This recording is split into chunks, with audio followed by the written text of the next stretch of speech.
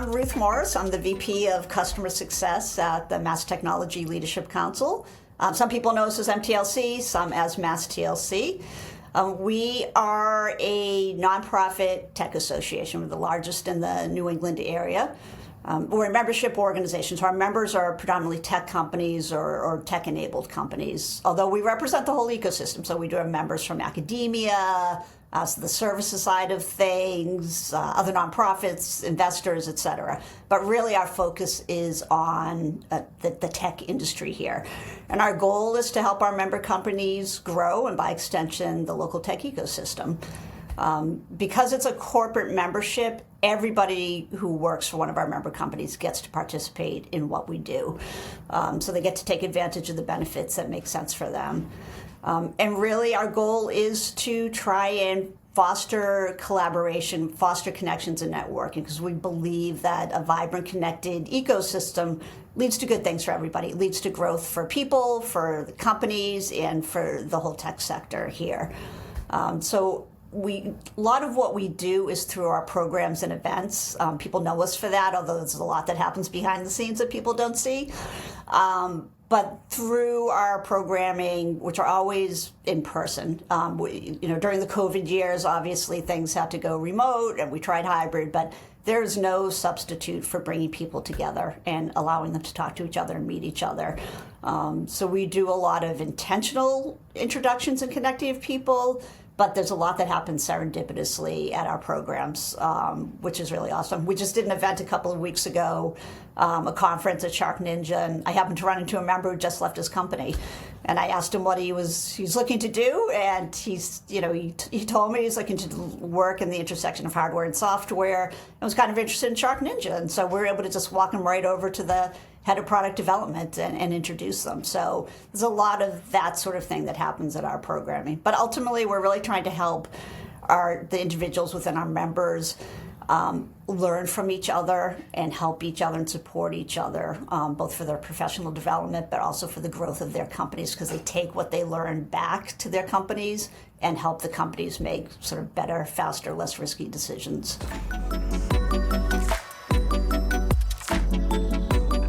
The Ed Foundation, kind of similar to MTLC as a whole, it evolves over time depending on sort of what the needs are within the organization and within the community. So I've been at MTLC for 14 years, and the Ed Foundation has had different sort of personalities in that time.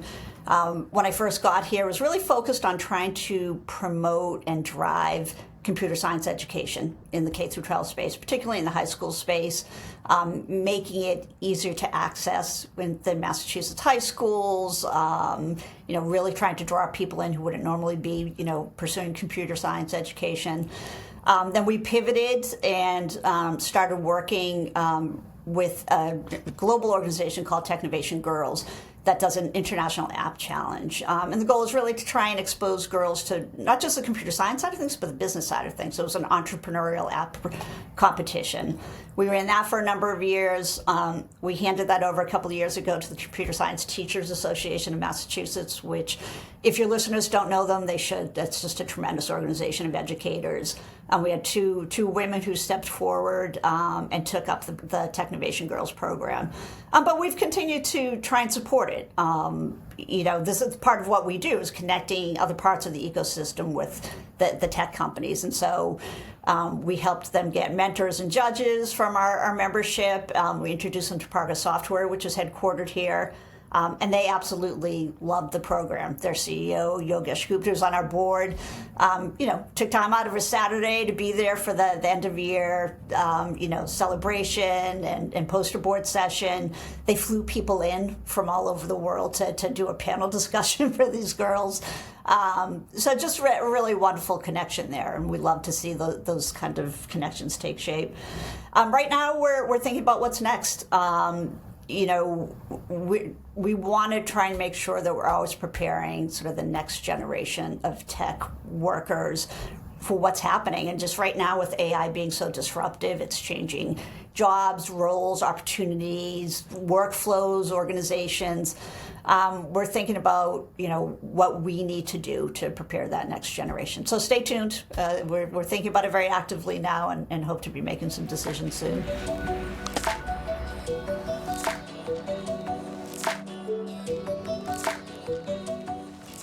Yeah, that's a great question. I mentioned we're a membership organization and our members are tech companies. We have always had members from the single person startup up to the global organization that's got thousands or tens of thousands of employees. Over the last couple of years, I'd say we really have stepped up our efforts targeting the startup community. And, to be honest, sometimes membership isn't right for somebody who's just starting out, right? They're heads down. They're trying to get their product done. They're trying to get funding. So we're trying to give them the resources they need, even when they're not ready to be members yet. So we've tried to offer some new resources for them to kind of be successful. And part of it is that, we have a lot of startups here. We have a lot of later stage companies. But we're definitely seeing, in this kind of new hybrid world, the leadership and the workforce are distributed. They can be anywhere. And so we want to make sure there's an avenue for those scale-ups that Massachusetts is known for. So the way to do that is to support the startup community, make sure they're successful. So we have a program that we run every year called the Innovation Unconference. And it's an unconference because we don't have an agenda. It's crowdsourced. People can talk about whatever they want to talk about. We had a session this year that I sat in on that was, practice your pitch. And so, founders got to come in and pitch to a room full of investors, industry catalysts, and they got immediate feedback on how to improve it. So it was great. Part of that program, too, is there's a mentorship aspect. So we bring the founders together with funders, seasoned executives who have been through, that kind of startup growth phase and then exit. We brought them together with funders. I just actually had a call recently with a non-member who went to that. We connected him as part of his mentoring with a funder, and now they're in talks maybe, for that funder to invest. But also he said that just that one conversation led to a number of other connections for him that were really, really important and really helpful.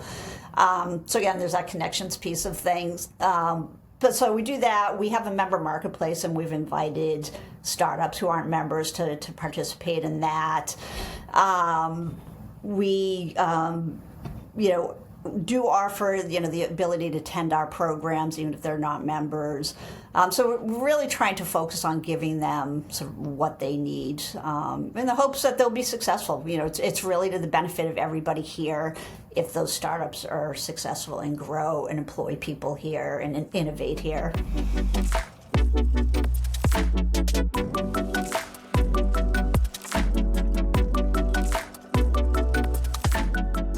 Yeah, it's as they say, the only consistent thing is change, right? It's the technology changes, even business organizations change, outside challenges change, and we're always trying to pivot and adapt to that and identify spaces where there's a need. I think kind of right now, AI is the thing that people are talking about and really grappling with, and we see it from our C-level peer groups all the way down through our early career, professionals. We have a series of programs that we're doing, conferences that really look at the impact of AI on different parts of the business. So we've done things on how it's impacting marketing, product development. We have a couple coming up in the fall looking at how it's impacting the workforce and how you have to think about it from an organizational perspective. So right now, AI is the thing, kind of running through the whole industry.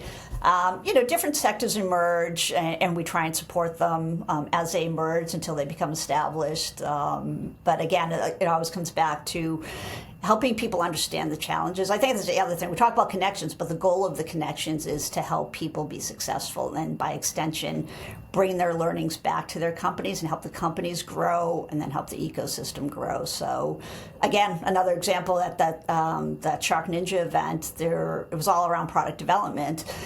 there was a team from one of our member companies there, and during the breaks we could hear them. They're all huddled together talking about what they just heard and what they could bring back to their companies and change and improve their own processes. And for us, that's music to our ears. That's really what we hope is going to happen, that people will learn things, they'll make connections, and they'll be able to grow as professionals, but also help their companies grow and succeed.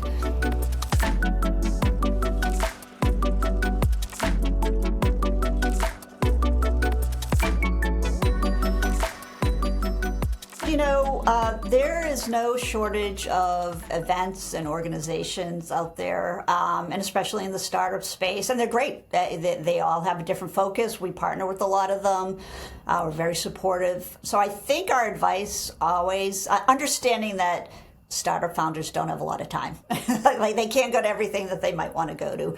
But they should make an effort to try and get out and get to things and figure out pretty quickly what programs, what organizations are going to give them the ROI they're looking for. And it might not be us. It could be us, it might not be, and that's fine.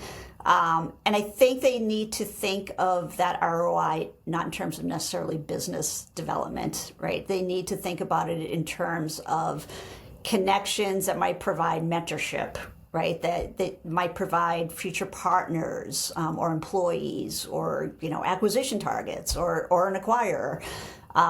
There's a really active ecosystem here around the startup community, and you have to tap into it. But you can be overwhelmed.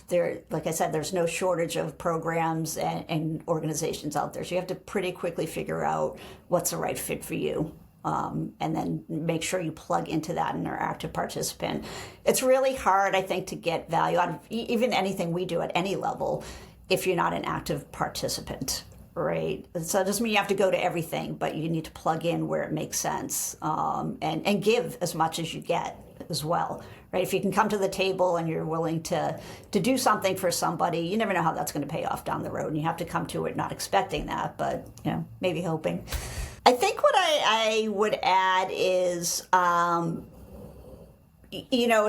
people are looking around the ecosystem and trying to figure out, what they can do, where they can participate, to come explore MTLC. It's, as I said, a lot of our programming is open to non-members.